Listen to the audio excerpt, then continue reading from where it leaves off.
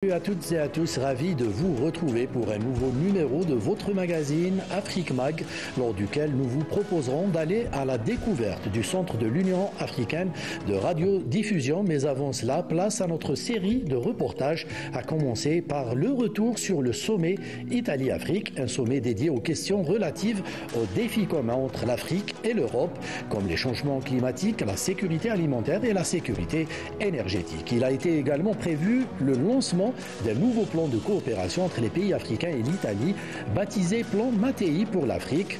Plus de détails avec Amel Bouarba. L'Italie et l'Afrique jettent les jalons d'une nouvelle phase de partenariat gagnant-gagnant qui s'est illustrée lors du sommet Italie-Afrique organisé à Rome le 29 janvier dernier. Un sommet marqué par le lancement du plan Mattei pour l'Afrique. Il s'agit d'un nouveau plan de coopération stratégique entre les pays africains et l'Italie qui prévoit un programme d'investissement et de partenariat concret avec un budget initial de 5,5 milliards d'euros. Selon les grandes lignes dévoilées par Giorgia Meloni, présidente du Conseil des ministres italien, le plan en question, qui s'étalera sur 4 années renouvelables, comprend une série de projets prévus en faveur des pays du continent dans plusieurs secteurs clés. Il mise sur 5 piliers essentiels, à savoir l'éducation et la formation, l'agriculture, la santé, l'énergie et les ressources hydriques. Le plan Mattei vise la promotion de la formation des enseignants et l'adaptation des programmes pour répondre aux besoins du marché du travail, impliquant notamment les petites et moyennes entreprises italiennes. Pour ce qui est de l'agriculture, il est question de réduire la malnutrition, promouvoir le développement des chaînes d'approvisionnement agroalimentaire et soutenir le développement des biocarburants non fossiles. La santé se taille aussi une place importante dans le plan Mattei, avec des programmes pour l'amélioration des services maternels et infantiles et l'élaboration de systèmes afin de faire face aux menaces sanitaires, en particulier les pandémies. Quant à l'énergie, c'est l'un des secteurs centraux du plan en question. L'objectif étant de faire de l'Italie un hub énergétique, un véritable pont entre l'Europe et l'Afrique. La question de l'eau figure également parmi les défis majeurs, avec des projets tels que le forage de puits alimentés par des systèmes photovoltaïques ainsi que des investissements dans les réseaux de distribution de l'eau potable. Le président de l'Union africaine, Azali Assoumani, a mis en avant le plan Mattei pour l'Afrique, affirmant qu'il s'agissait d'un bon plan, lequel, pour être concret, doit être progressivement révisé et adapté. À la faveur de ce plan, l'Italie et l'Afrique veulent relancer une relation d'égal à égal, loin de toute tentation prédatrice. Pour cela, ils comptent promouvoir des opportunités mutuellement bénéfiques en créant des richesses et des emplois pour freiner les flux migratoires vers le vieux continent. Et si le plan dévoilé porte le nom de Mattei, ce n'est pas fortuit. En effet, Enrico Mattei est le fondateur du géant énergétique italien Eni, qui, dans les années 50, préconisait un vaste plan de développement des pays africains en les aidant à exploiter leurs ressources naturelles. Mattei était aussi un fervent militant anticolonialiste. Le sommet Italie-Afrique a été marqué par la participation de plusieurs dirigeants et représentants des pays africains, des responsables de l'Union européenne et africaine, ainsi que des institutions régionales et internationales. L'Algérie a pris part à ce sommet avec la participation du ministre des Affaires étrangères et de la communauté nationale à l'étranger, Ahmed Attaf, en sa qualité de représentant du président de la République, Abdelmadjid Tebboune. Considéré comme un acteur incontournable dans le continent, l'Algérie est perçue comme un partenaire fiable, contribuant de manière concrète et efficace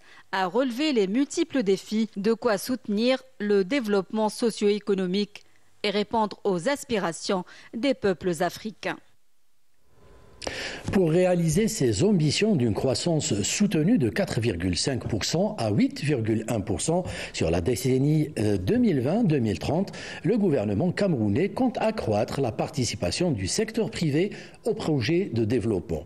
Pour 2024, les pouvoirs publics affichent dans la loi de finances des prévisions plus optimistes que celles des institutions financières internationales, avec une croissance du PIB estimée cette année à 4,5% contre 4,3% pour le FMI. Catherine Gombe, Amel Bouarba. Depuis novembre 2021, le Cameroun connaît une inflation galopante résultant principalement de la hausse du prix des produits de base comme le pain, le blé et produits connexes. L'huile végétale et la viande exigeant des acteurs économiques locaux un plus grand investissement dans les produits de grande consommation.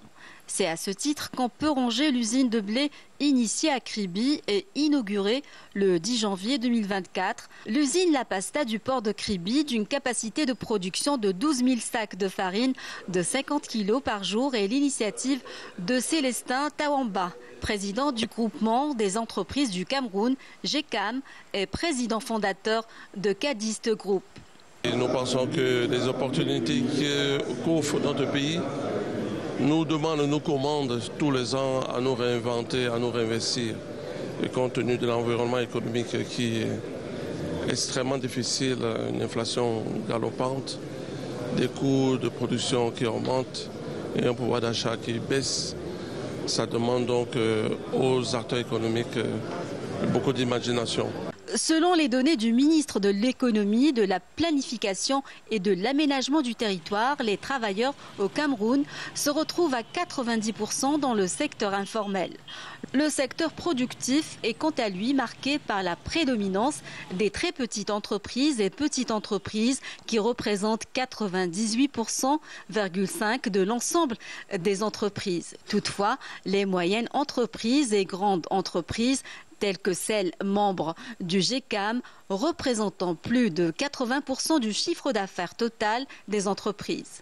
Je pense que les projets, nous sommes des acteurs économiques, donc chaque année qui passe, nous devons avoir pour objectif de poser des actes concrets, créer de la valeur. Dans sa stratégie nationale de développement à l'horizon 2030, le gouvernement camerounais compte sur une croissance économique soutenue allant de 4,5% à 8,1% en moyenne sur la décennie 2020-2030, en vue de ramener le taux de pauvreté de 37,5% en 2014 à moins de 25% en 2030. La stratégie du gouvernement dans la SND 30 est de susciter un secteur privé fort en créant des champions nationaux dans des secteurs clés de l'économie, en améliorant les partenariats publics-privés dans les grands projets, en relevant à 60% en moins la part de la commande publique attribuée aux entreprises et industries locales.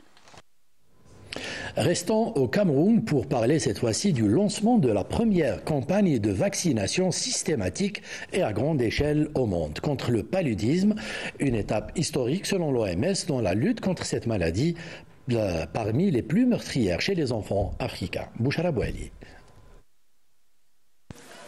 Le Cameroun a lancé le 22 janvier dernier le vaccin anti-paludique RTSS dans son programme élargi de vaccination, devenant ainsi le premier pays à le faire en dehors du programme pilote de vaccination anti-paludique mené au Ghana, au Kenya et au Malawi, a indiqué l'OMS sur son site officiel. Le vaccin est déployé dans 42 districts sanitaires des 10 régions du pays, dans des centres de santé publics et privés. Ce lancement intervient après que le Cameroun a reçu 331 200 doses de vaccins en novembre 2023. D'autres doses sont attendues dans les semaines à venir, selon la même source. Le vaccin antipaludique RTSS ciblera spécifiquement tous les enfants âgés de 6 mois au 31 décembre 2023, précise le secrétaire permanent du programme élargi de vaccination au Cameroun, relayé par l'OMS. Selon le représentant de l'OMS au Cameroun, le lancement du vaccin contre le paludisme marque une étape importante dans la prévention et la lutte contre la maladie. Le Cameroun fait partie des 11 pays les plus touchés par le paludisme dans le monde. Le pays a enregistré plus de 3 millions de cas et plus de 3 800 décès en 2021, relève l'Organisation mondiale de la santé. Culture à présent, située sur la route inter-État Cotonou-Ouida avec le pont péage de Aozan, la forêt classée de Paou abrite l'exposition collective des artistes contemporains dénommée Narturel. Suite au lancement du projet le 15 décembre 2023, l'exposition se poursuit avec le vernissage qui s'est tenu samedi 6 janvier 2024 en présence du chef de l'État Patrice Talon. Au total, 23 créateurs d'œuvres artistiques s'illustrent dans le cadre de l'exposition Narturel.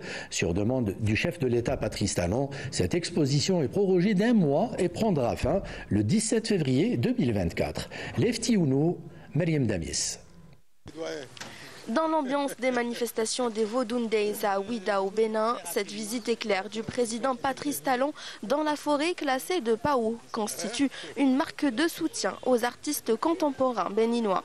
Au détour de cette mini-tournée touristique, Patrice Talon a découvert les œuvres artistiques des artistes plasticiens, notamment Gracien Zossou, Aston, Marius Chiapé, Sika da Silveira, Marcel Poo et Renan Agbemadon. Marcel Poo, artiste spécialiste en recyclage des pneus, dont les œuvres sont exposées en Martinique à travers l'exposition Révélation Art contemporain du Bénin, a été honoré de voir le chef de l'État visiter ses installations dans la forêt classée de Paou. Je crois que dans le cas de l'exposition en Martinique, il a déjà vu mon travail. Et ici, c'est une chance pour moi de le rencontrer ou de le voir, contempler et apprécier ce que je fais. À travers l'exposition Narturel, 23 créateurs d'œuvres artistiques ont réussi à se mettre en harmonie avec la nature dans la forêt. Passionné de dessin, Renan Agbemadon est un jeune artiste plasticien qui s'investit dans l'art depuis 2016. Sa démarche créatrice en art plastique consiste à faire de l'art minimal et l'abstraction géométrique avec un mélange de couleurs. Il intègre des calculs arithmétiques et figures géométriques ainsi que d'extraits de journaux papier à travers ses toiles.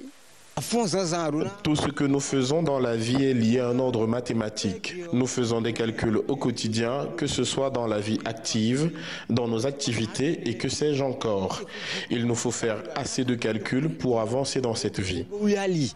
À noter que de nombreux artistes béninois ont honoré les meilleures galeries, musées et des biennales d'art contemporain dans le monde. Des œuvres d'artistes contemporains béninois sont exposées en Martinique dans le cadre de l'exposition Révélation Art contemporain du Bénin jusqu'au 31 mars 2024. Émerveillé par l'exposition qui devrait se terminer le 17 janvier 2024, Patrice Talon a instruit les organisateurs de proroger d'1 mois. Après sa formation en théâtre physique en Suisse, la comédienne et metteur en scène Sibéline de Souza revient au devant de la scène avec la représentation théâtrale dénommée Chasser les fantômes de l'auteur Akimba. Cette pièce est montée dans le cadre de la mise en œuvre du projet Agir ensemble pour grandir. À travers Chasser les fantômes, la metteur en scène Sibéline de Souza entend conscientiser la jeunesse sur les motifs d'immigration. Elle a mis en œuvre un mix de genres, notamment le théâtre de texte et physique, pour accrocher le public. Lefti Ounou, Manal Boutouaba. Et in situ à l'école internationale de théâtre du Bénin à Cotonou, la pièce théâtrale dénommée Chasser les fantômes du dramaturge guinéen Akimba est représentée dans le cadre d'une mini-tournée dans des espaces culturels au Bénin et au Togo. Mise en scène par la comédienne Sibéline de Souza, Chasser les fantômes évoque l'aventure d'un Africain qui a quitté sa terre natale pour rejoindre son ami en Europe dans l'espoir de renforcer leurs relations. Arrivé à destination, il décida de s'épanouir et son histoire d'amour a tourné au cauchemar. Si on pouvait s'accrocher un peu plus à la vie et tuer la honte et rentrer chez nous quand on part, ce serait plus intéressant. C'est vrai, on peut trouver le bonheur ailleurs, mais quand on ne l'a pas, il faut rassembler en soi assez de motivation et de courage pour revenir, tout le monde est parti. Au départ, le monsieur est venu pas pour rester, c'est pour juste qu'ils se voient parce qu'ils ne se sont pas vus il y a super longtemps. Et le monsieur, il est venu avec ses habitudes et tout ça et il veut rester plus longtemps. Il faut dire qu'il y a eu une question de choc culturel. C'est une dramaturgie que partagent sur scène le comédien Carlos Adekambi Zinsou et ses pairs Nicole Ouida et Morissette Tony au public. Invitée par l'École internationale de théâtre du Bénin dans le cadre du projet Agir ensemble pour grandir, la comédienne et metteur en scène Sibeline de Souza signe son retour dans l'arène de l'art du spectacle avec la rencontre entre le théâtre du texte et le théâtre physique. Il s'agit d'un mix de genres théâtral, du corps et du texte. Cette pièce dénommée Chasser les fantômes de Akimba, mise en scène par Sibeline de Souza, vise à conscientiser la jeunesse sur les motifs d'immigration. Le thème développé dans ce spectacle, ça touche beaucoup de jeunes, ceux qui partent à l'étranger et qui n'ont plus envie de revenir, en considérant le regard de la société. Donc pour moi, c'est important de sensibiliser. C'est pour ça que j'ai choisi ce texte d'Akimba, parce que quand on part et quand ça ne marche pas, il faut avoir le courage de revenir. À noter qu'après sa licence professionnelle en théâtre de texte à l'École internationale de théâtre du Bénin à Cotonou, Sibeline de Souza est allée en Suisse dans une école de mouvement pour se faire former en théâtre physique. Elle est revenue au Bercail pour partager ses expériences avec ses pairs afin de contribuer à l'essor des arts du spectacle dans le pays. Et pour terminer cette première partie du magazine dédié au reportage, nous vous proposons ce sujet dédié à la CAN de football, mais pas pour parler de compétition et de résultats, mais plutôt pour revenir sur l'édition 2024 du Festival de la Coupe d'Afrique des Nations FestiCAN, qui a eu lieu à Bouaké, une occasion pour les habitants de cette ville, deuxième ville de la Côte d'Ivoire, de savourer la CAN et de proposer des solutions pour la préservation de la nature. Smaïl Belkaïdia.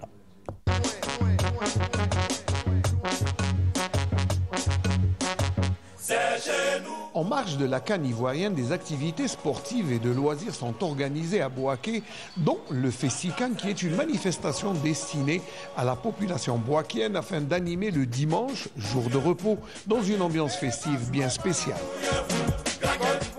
Toutes les couches sportives de la ville de Bouaké se sont réunies autour du FestiCAN pour célébrer les valeurs de paix et de sport. D'abord, on a commencé par les étirements qui font partie des mouvements du sport. Et ensuite, nous avons fait une marche dans la ville de Bouaké pour montrer qu'ensemble, on est tous unis et on est hospitaliers, on accueille tout le monde. Et ensuite, on est venu pour la séance de fitness qui a poussé les gens à danser dans la séance de fitness à faire des mouvements de sport, qui est à dire l'échauffement, le cardio et tout ce qui va avec. FestiCAN a été organisé pour avoir plus de santé, pour être plus en forme. On a fait du fitness, un peu de tout. Franchement dit, ça a été une belle organisation. Je suis venue faire sport aujourd'hui pour me sentir bien. Dans la grâce de Dieu, quand je fais sport, ça me fait bien. Dans ces fitness côtoient d'autres disciplines comme le techball, dont les adeptes ont saisi cette opportunité pour en faire la promotion. Le techball, c'est un sport dérivé du tennis d'étape, du volley et du football. Il a été créé en 2007 en Hongrie et la fédération internationale, c'est la FITEC, qui réside en Hongrie effectivement. En offre de la CAN 2023 qui est organisée en Côte d'Ivoire, nous nous retrouvons aujourd'hui dans la cité de la paix à Bouaké pour égayer, pour promouvoir le techball. Je suis très heureux de participer au FestiCAN. C'est un plaisir d'être là et que la joie soit le partage de tous. Et nous sommes très fiers d'appartenir à cette équipe, de représenter notre pays dans les compétitions internationales. Et aujourd'hui, nous sommes venus à FestiCAN faire la démonstration du techball pour montrer un peu l'ampleur du techball au monde entier. Je suis ravie de participer à cet événement et j'invite toutes les filles de Bouaké à participer au jeu techball. Le sport pour tous est une activité hebdomadaire à Bouaké qui s'est mise à l'ère du temps lors de la CAN en mettant en valeur ses valeurs d'hospitalité.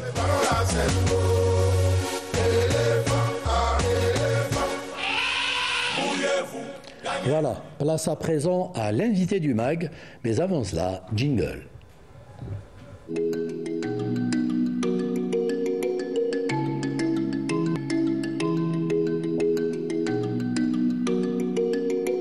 Du centre de l'Union africaine de radiodiffusion à travers son bureau à Alger. Et pour cela, nous avons le plaisir d'accueillir notre consoeur Gisèle Neminga. Vous êtes rédactrice en chef au centre d'échange de l'Union africaine de radiodiffusion UAR. Gisèle, bonsoir et merci d'avoir accepté notre invitation. Bonsoir à vous, bonsoir à tout le public qui nous regarde en ce moment et surtout merci d'avoir pensé à nous pour venir partager ce que nous sommes avec l'ensemble du public de Canal Algérie. Je sais que Gisèle, vous êtes avant tout journaliste et vous n'aimez pas être face à la caméra, plutôt derrière. Vous êtes une femme de terrain et vous faites beaucoup au sein de ce centre, mais c'est pour la bonne cause, hein, disons un peu cela. Donc nous allons partir à la découverte de ce centre, mais avant cela, je vous propose ce reportage réalisé par notre ami Yanis Ait Belkacem qui s'est justement déplacé sur place pour nous concocter ce sujet. On regarde. Nous sommes au centre d'échange de contenu de l'Union africaine de radiodiffusion qui rassemble une équipe de professionnels des radios et télévisions nationales et privées d'Afrique en langue arabe, française, anglaise, portugaise et même en swahili, parlée dans plus de 14 pays africains. Établi en Algérie depuis 2018, ce centre compte plus de 80 adhérents d'organismes africains à travers lesquels des éditions d'information, des documentaires, des magazines et des débats, tous centrés sur l'Afrique et son avancée sans diffuser. Les supports que nous utilisons actuellement, c'est la télévision, donc c'est principalement des échanges d'actualité télévisuelle. Nous ambitionnons aussi d'aller vers de la radio, donc la radio aussi est quelque chose de très important pour nous. Les échanges ne font que monter crescendo. Et la qualité aussi, à chaque fois que quelqu'un veut participer aux échanges, on lui communique un code d'accès et il participe aux échanges directement en accédant à la plateforme. Cette plateforme qui a pour vocation l'échange de contenu dédié uniquement à l'information fonctionne également comme un outil d'unité africaine autour de différentes thématiques. Du 8 avril, ça là je reviens. Avec le temps, on a augmenté également, on y a ajouté des échanges de programmes, tout ce qui est documentaire et également les organismes membres peuvent partager également pour pouvoir rassembler, raconter l'Afrique par les Africains et aux Africains au travers de la news, des programmes, la culture, la danse. Un riche programme qui s'engage à changer l'image de l'Afrique en relayant des histoires positives qui peuvent atteindre de nouveaux publics et remettre en question la perception globale du continent qui a longtemps été instrumentalisée en faveur des politiques étrangères. Je considère la plateforme comme un véritable outil de décolonisation. Vous savez que le principal outil de décolonisation, c'est la culture, c'est la communication. Aujourd'hui, l'Afrique a le moyen de faire entendre un autre son de cloche que ce que jusqu'à présent on nous vantait comme l'image de l'Afrique. Pendant longtemps, les médias occidentaux, puisqu'il faut bien les citer, ont donné de l'image de l'Afrique l'image d'un continent incapable, soumis. Complètement dénaturé, asservi et tout et tout. Et je pense que la nouvelle Afrique, ce qu'on appelle tous de nos voeux, c'est de montrer que les Africains, ils peuvent. Le Centre d'Union africaine de radiodiffusion ne se contente pas uniquement de réceptionner du contenu, il en crée également. On gère aussi ici la plateforme. Tout ce qui est accès, tout ce qui est validation des sujets, tout ce qui... Les images nous viennent de nos partenaires. Ils partagent ça sur la plateforme. Et nous, ce contenu nous intéresse, on peut le reprendre, le retravailler et le refaçonner à notre image, à notre façon, pour le réinjecter sur la plateforme pour nos autres membres.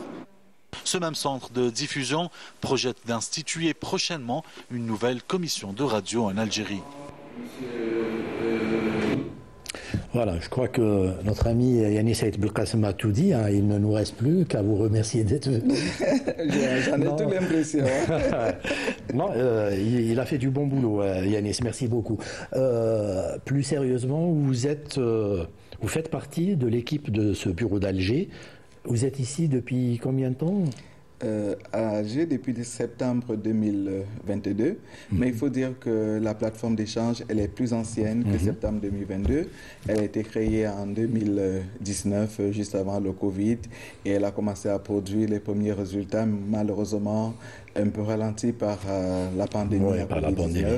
Mais nous essayons de lui redonner vie et de lui donner de la vitesse également. Alors justement, vous avez suivi cette évolution du bureau d'Alger à travers lui, ce centre. Quel regard portez-vous sur cette évolution? Ça se fait comme vous l'auriez souhaité ou vous auriez souhaité que ça se fasse encore plus rapidement et mieux que ça? C'est sûr qu'on aurait souhaité que ça aille plus vite. Aujourd'hui, nous sommes dans le siècle de la vitesse et tout va trop vite. Et si vous traînez, vous êtes vite rattrapé par vos lenteurs.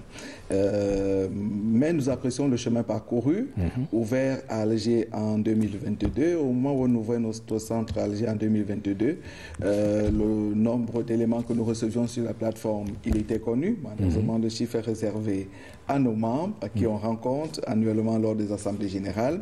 Mais ce n'était pas un chiffre waouh. Aujourd'hui, ce chiffre-là a triplé, quadruplé et même, j'ai envie de vous dire, quintuplé.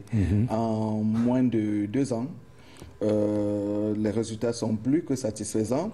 Et c'est sûr qu'il y a encore des choses à améliorer en termes de qualité de l'élément que nous recevons sur la plateforme. Vous l'avez dit dans le reportage qui est passé. Nous créons du contenu, mais nous en recevons davantage de nos membres qui doivent informer le monde de ce qui se passe dans leurs pays respectifs.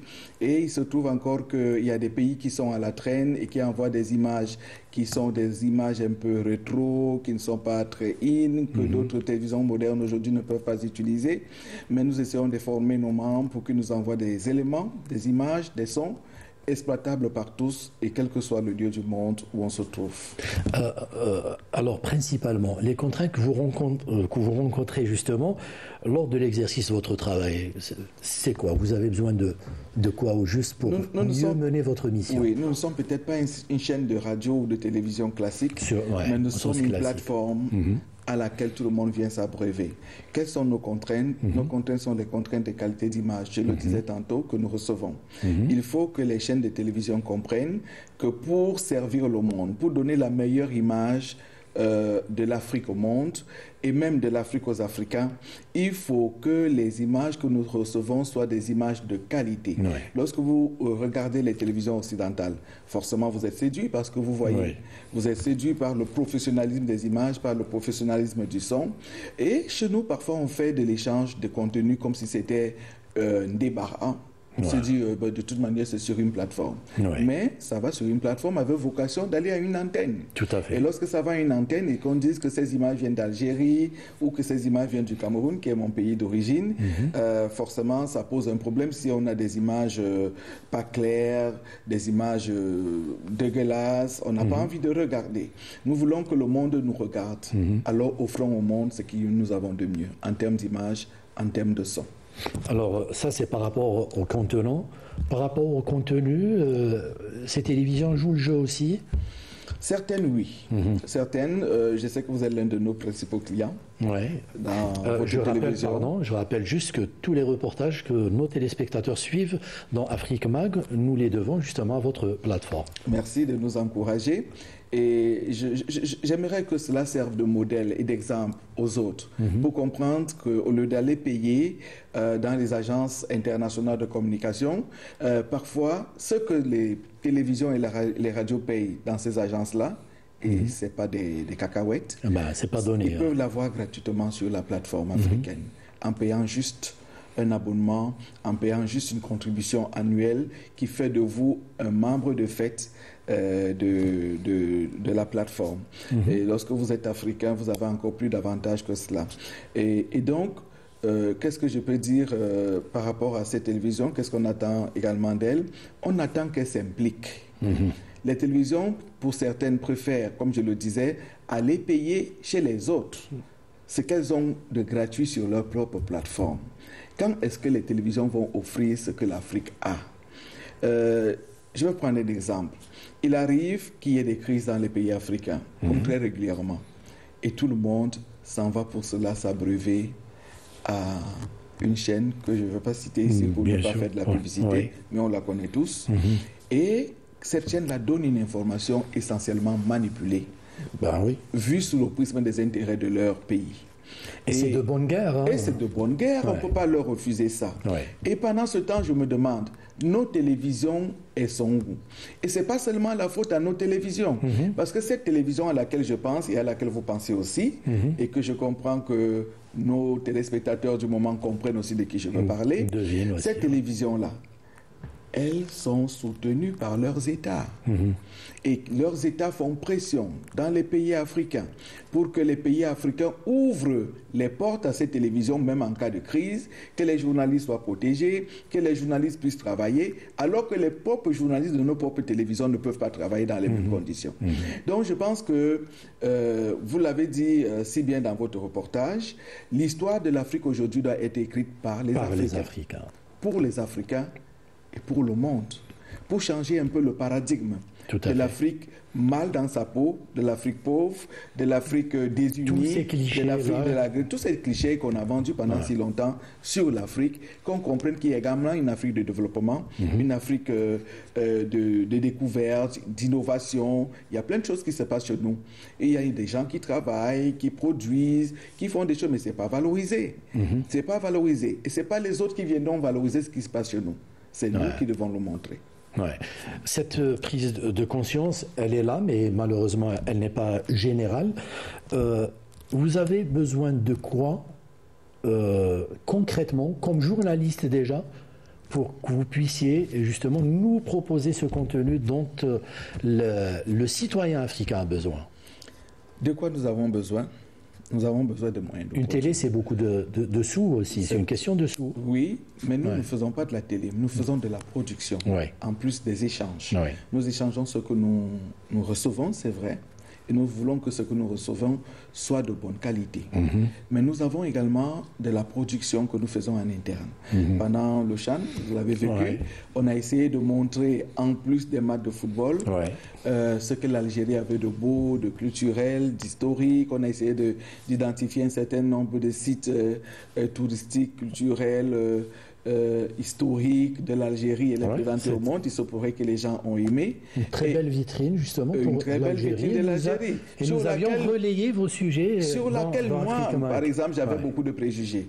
Lorsque je suis arrivé en Algérie il y a bientôt 2 ans, on m'a dit, tu vas chercher quoi là-bas? C'est un mauvais pays, c'est un pays où on fait ceci, c'est un pays où on fait cela.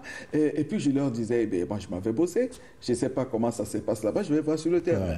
Mais aujourd'hui, je suis heureuse de vous annoncer que s'il m'arrivait quelque chose aujourd'hui en Algérie, avant que mes parents au Cameroun ne soient appelés, peut-être même avant que mes collègues ne soient appelés, on appellera un voisin qui est algérien et qui sera le premier à intervenir et qui est là la nuit lorsque j'ai des soucis peut-être de santé ou des enfants qui ont des soucis de santé, c'est eux qui se lèvent les premiers pour m'accompagner à l'hôpital.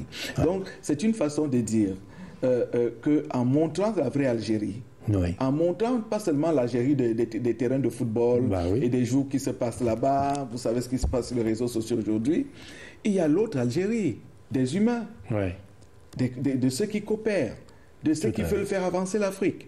Lors de notre Assemblée générale à Abuja, au Nigeria, à l'occasion, on a produit ici en Algérie, ici au centre, un magazine sur l'Algérie et le reste de l'Afrique, pour voir un peu quelle était la relation qui existait entre l'Algérie et le reste de l'Afrique. Et on s'est rendu compte qu'il y avait tellement de choses qui étaient faites, en termes d'infrastructures, routières, ferroviaires, Internet. Moi, je ne savais pas ça en arrivant ici. Parce qu'on n'a que l'autre Algérie. C'est ça. Celle des terrains de football et qui malheureusement n'a pas toujours rassemblé Camerounais et Algériens. Bon, aujourd'hui on en rit parce que la plupart des gens ici en rient. Mais il y a 2 ans, 3 ans, ce n'était pas le cas.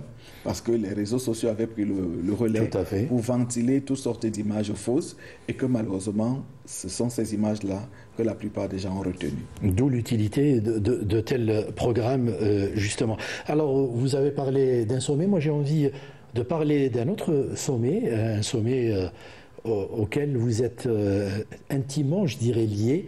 Mais avant cela, on va d'abord suivre ce sujet. On regarde. 2024, Yaoundé accueille le sommet de l'Union africaine de radiodiffusion sur l'intelligence artificielle et les médias. Au rendez-vous, les médias africains dans leur globalité, pour lesquels le plus grand défi reste la gestion quotidienne des avancées technologiques. D'ores et déjà, le comité d'organisation est à pied d'œuvre pour la réussite de cet événement majeur. Une série de rencontres tant au plan africain qu'international. Pour le directeur général de l'Union africaine de radiodiffusion, Grégoire Ndjaka, il s'agit de réfléchir sur l'avenir des médias africains et la façon dont ils embrassent l'intelligence artificielle comme un puissant outil d'innovation. À Yaoundé, les débats porteront sur les questions d'éthique, d'automatisation des processus éditoriaux et d'impact de l'intelligence artificielle sur la diversité et l'intégrité de l'information.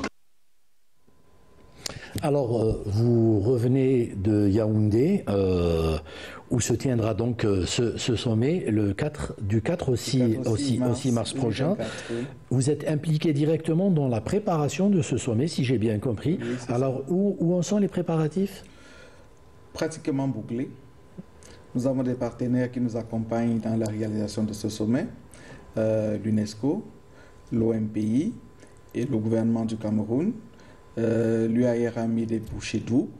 Je vous ai dit, notre rôle est d'accompagner nos membres africains, nos télévisions qui n'ont pas toujours les moyens de faire face à l'innovation qui court très vite dans le monde et qui coûte très cher aussi parfois. Alors l'UAR s'est fait, comment dirais-je, le rassembleur, celui qui va permettre à cette télévision-là de se mettre d'abord ensemble pour être informés. Très peu de télévisions en Afrique utilisent l'intelligence artificielle. Et pourtant, combien de fois l'intelligence artificielle facilite le travail. Et donc, il est question d'abord de former nos télévisions, de les informer et de les former sur la question de l'intelligence artificielle.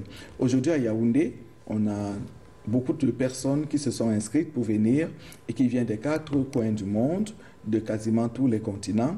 Il y a des partenaires qui se sont associés, des partenaires marketing, des partenaires institutionnels, mais il y a également toute l'organisation logistique autour, les mouvements. Je sais qu'il y a beaucoup de personnes qui vont partir d'Algérie pour venir à Yaoundé. Et tout cela a été bouclé. Vraiment, c'est les derniers réglages de l'accueil, les derniers réglages de l'organisation. Vraiment, c'est les derniers réglages. Alors, et je dis à ceux qui viendront qu'ils auront l'occasion de prendre part à des travaux fabuleux sur l'intelligence artificielle, mais également, pour certains, l'occasion de découvrir la ville de Yaoundé. Oui, ça sert à ça aussi, organiser des sommets. Ce qui m'a plu, c'est que le sujet que nous venons de voir a été réalisé justement grâce à cette intelligence artificielle. Et qui pose un problème également qui va être évoqué lors des panels de ce sommet-là, à savoir le rôle du journaliste. Vous avez entendu ce reportage qui passait. La voix était la voix d'un robot. Ce n'était pas un homme. Et le journaliste, il fait quoi? Si le robot se met à lire nos papiers, il faudra, au cours de cette conférence, au cours de ce sommet, il va être question de la mutation des emplois. La mutation des emplois. Comment est-ce que le journaliste fait pour se recycler? Comment il fait pour se retrouver dans cet environnement changeant, innovant, évoluant? Il faut que tout le monde comprenne que, comme la politique, on dit souvent que si vous ne faites pas la politique vous fait. Tout à fait. Si vous ne vous adaptez pas à l'intelligence artificielle, l'intelligence artificielle vous mettra sur la paille. Et donc, il est question aujourd'hui que tout le monde prenne conscience qu'on ne peut pas louper le coach du développement, le coach de cette innovation. On doit faire avec, on doit s'intégrer et on doit s'adapter. Alors, c'est un sujet qui fascine beaucoup, mais qui fait peur en même temps. Donc, je vous propose de revenir peut-être après le sommet pour en parler un peu plus en détail sur les résultats de ce sommet, si vous êtes partante, Gisèle. Oui, pourquoi pas, surtout que l'une des choses prévues au cours de ce sommet, c'est aussi ce que nous avons appelé la déclaration de Yaoundé. Vous savez qu'aujourd'hui, le monde, dont les États-Unis et l'UNESCO, sont en train de réfléchir à la mise en place d'un code éthique de l'intelligence artificielle, avec tout ce qu'on a noté comme débordement de la part de l'homme. On s'est dit, le monde s'est dit, il faut fixer des limites à ce que l'homme est en train de faire aujourd'hui avec l'intelligence artificielle. Donc, les États-Unis et l'UNESCO sont en train de préparer ce qu'ils ont appelé un code éthique. Et, comme d'habitude, l'Afrique est muette. Je vous disais tout à l'heure que l'Afrique, d'abord, on a l'impression que ça concerne très peu de pays africains. Et pourtant, ça va impacter sur tous les pays africains. Forcément. Et nous avons donc voulu apporter ce qu'on appelle la voix de l'Afrique à l'élaboration de ce code éthique. À Yaoundé, on aura la déclaration de Yaoundé qui nous permettra donc de recenser les sujets, les thèmes qui préoccupent l'Afrique par rapport à cette évolution. Moi, je suis content parce que j'ai pu avoir votre accord pour revenir sur ce plateau, nous expliquer justement qu'est-ce qui s'est passé lors de ce sommet de Yaoundé. Donc, on vous retrouvera avec beaucoup de plaisir. Je rappelle que Madame Gisèle Neminga est rédactrice en chef du Centre d'échange de l'Union africaine de radiodiffusion, UAR. À très bientôt. À très bientôt. Merci à vous de m'avoir invité et merci à vos publics qui acceptent de m'accueillir chez eux. Merci beaucoup. Alors, merci à toute l'équipe technique du Studio 2 et surtout, merci à vous de nous avoir suivis. Salam.